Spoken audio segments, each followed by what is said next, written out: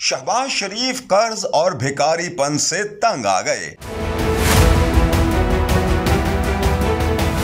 IMF का programme मजबूरी में कबूल किया। वजीर आजम पाकिस्तान ने सब हकीकत खोल दी।